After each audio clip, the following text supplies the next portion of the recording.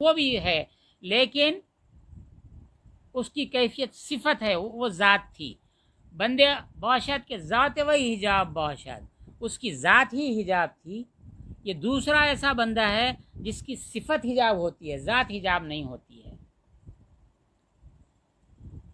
فرماتے ہیں وہ پیوستے تب اس کی طبیعت مسلسل و سرش حق می طلبت، اس کا سر، اس کا اندر، اس کا باطن حق کو طلب کرتا رہتا ہے۔ بس باطل می گریزت، وہ باطل سے بچتا رہتا ہے۔ بس حجاب ذاتی کے آن رینی است، اور وہ ذاتی حجاب جس کو رینی حجاب کہتے ہیں ہرگز دور نہیں ہوتا۔ وہ معنی رین کے معنی، وہ ختم کے معنی اور طبع تینوں کے معنی ایک ہی ہیں۔ رین کے معنی زنگ کے ہیں، جس کو ہم رسٹ کہتے ہیں۔ ختم مہر لگا دینا، اب مہر لگا دیں، ایک چیز کو سیل کر دیا گیا، اب اس میں کوئی چیز داخل نہیں کر سکتے ہیں، ختم ہے۔ طبع طبیعت جو انسان کا نیچر ہے، تو یہ تینوں معنی بھی ایک ہی ہیں۔ اللہ تعالیٰ ارشاد فرماتا ہے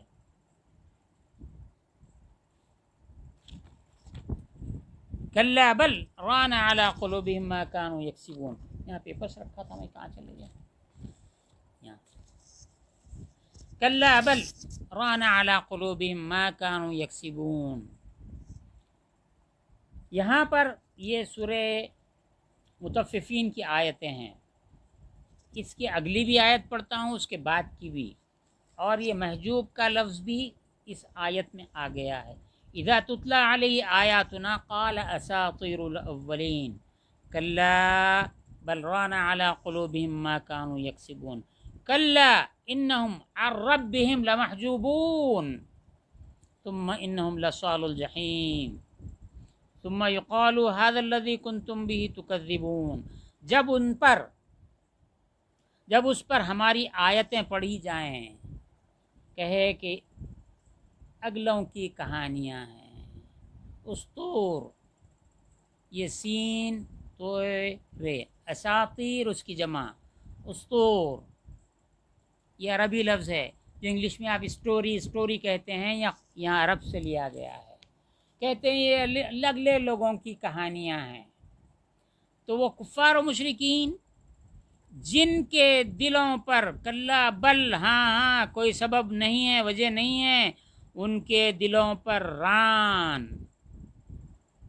یعنی زنگ چڑھا دیا ہے ان کی کمائیوں نے، ان کے اعمال نے۔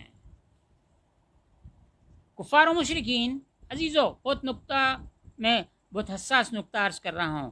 کفار و مشرکین جب قرآن مجید نازل ہو رہا تھا، قرآن مجید نازل ہو گیا، تو جب کہ کفار و مشرکین کہتے تھے یہ تو پرانے لوگوں کی سٹوریز ہیں، قال اساطیر الاولین، ان کا یہ کہنا اگلوں کی کہانیاں ہیں۔ یہاں تک تو بات چلتی رہی، کفار و مشرکین ایسی بات کرتے رہے۔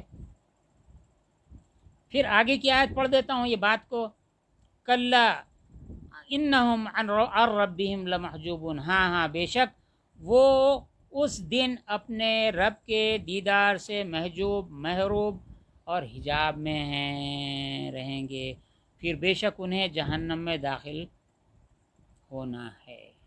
تو اب یہاں پر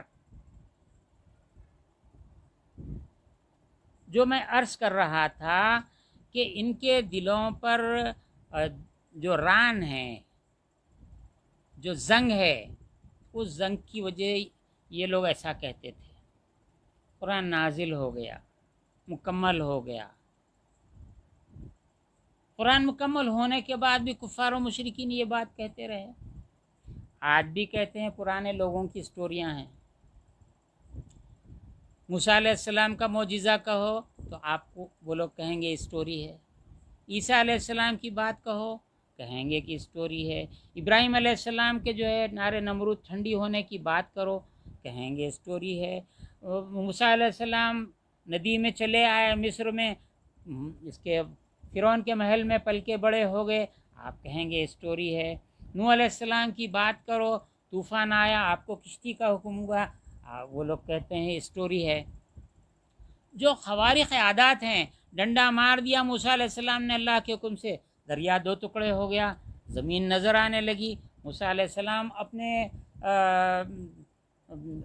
ساتھیوں کے ساتھ، ان کے صحابہ کے ساتھ چلے، فرعون آ گیا، غرق ہو گیا۔ تو یہ باتیں کافروں مشرکوں کو ہضم نہیں ہوتی، بولتے یہ تو سب اسٹوریز ہیں۔ اب جو یہی واقعات ہیں،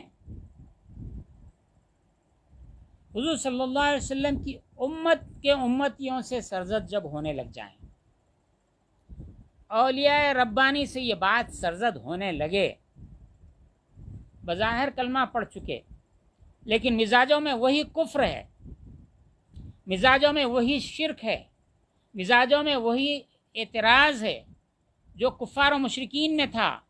آج لاکھوں کا کروڑوں ایسا اعتراض کرنے والے ہیں۔ آپ اگر یہ کہہ دیں حضور غریب نواز اجمیر تشریف لائے، ان کے ساتھ یہ واقعہ ہوا، وضو کے لیے پانی لینے گئے تو بولے ملیچ ہیں، ناپاک ہے، نہیں لینے دیں گے، تو بولے ایک کٹورا لے لینے دو، کٹورا آگے بڑھا ہے، پرانا ساگر آ گیا، تو بولے پرانے لوگوں کی اسٹوریاں ہیں، لوگوں کو بچوں کو بولو، ہم کو کیا بہکاتے ہیں۔ عیسیٰ علیہ السلام مردوں کو زندہ کر دیے تو کفار و مشرکین بولے یہ تو خدائی کا دعویٰ ہو گیا، انہوں ایمان نہیں لائے۔ یا غوث پاک ٹھوکر مار کے زندہ کر دیے تو بولے خدائی کا دعویٰ ہوتا ہے، ایسا اسٹوریاں بنا لیے سہیمیاں۔ جو اعتراضات وہ کفار و مشرکین کرتے تھے وہ آج کے یہ لوگ کر رہے ہیں، جو جیسا کہ دیوبند کے بانی نے، قاسم نانوتوی نے کہا اللہ جھوٹ بولنے پر قادر ہے۔ تیری زبان جو پردہ ہے تیرے وجود کا ہٹا تو پتہ چلا کہ اللہ پہ کیا افترا باندھ رہا ہے۔ میرے ساتھ یہاں پر آج ہی اس مسئلے کو میں صاف کر دوں، کہاں ہے بابا وہ کتاب؟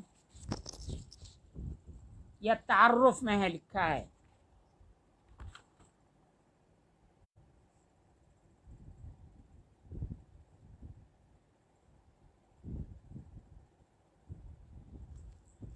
صفات باری تعالیٰ پر، اللہ پر افتراء کیا چیز ہے، یا تعارف میں 52 پیج پر لکھا ہے۔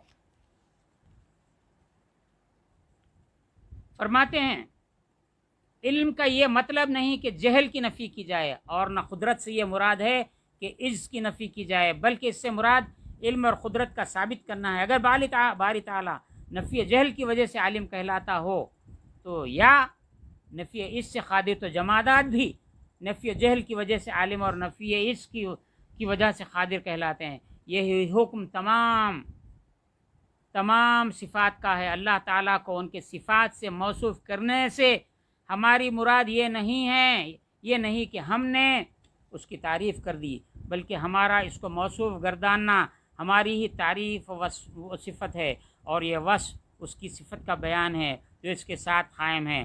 جس نے یہ کہا، غور سے سنیے، جس نے یہ کہا اللہ کی صفت بیان کرنے سے اس کی تعریف ہو گئی، بدون اس کے کہ وہ اللہ کے لیے در حقیقت کسی صفت کو ثابت کر رہا ہے، وہ در حقیقت اللہ پر افتراء باندھ رہا ہے۔ اللہ تعالیٰ سے متعلق جو صفات مشرکین نے، کفار نے کہی ہیں، بات یہاں پہ ذکر کرتے ہیں، فرماتے ہیں اگر ایسا ہوتا تو جو اوصاف مشرکین اللہ کے لیے بیان کرتے تھے اللہ کی صفات بن جاتے، مثلا اللہ کے لیے بیوی کا ہونا، اولاد اور مثل، حالانکہ اللہ تعالیٰ نے اپنی ذات کو ان اوصاف سے منزہ قرار دیا ہے، سبحانہ و تعالی عما یصفون۔ یہ کس بات پر انہوں نے کہا؟ اللہ قادر ہے، اس پہ وہ اعتقاد رکھتے مسیح اور یہودی کہ اللہ ہر چیز پر قادر ہے، تو انہوں نے عزیر علیہ السلام کو اللہ کا بیٹا قرار دیا، انہوں نے عیسیٰ علیہ السلام کو اللہ کا بیٹا قرار دیا، مریم کو اللہ کی بیوی معاذ اللہ قرار دیا، تو یہ اللہ پہ افتراء ہے۔ اسی طرح اللہ جھوٹ بول سکتا ہے، کہنا اس کی قدرت کی آڑ لے کر یہ بات کہنا یہ افتراء ہے، یہ مشرکین کا طریقہ ہے۔ اللہ کی ذات کی توہین کرنے والوں کا طریقہ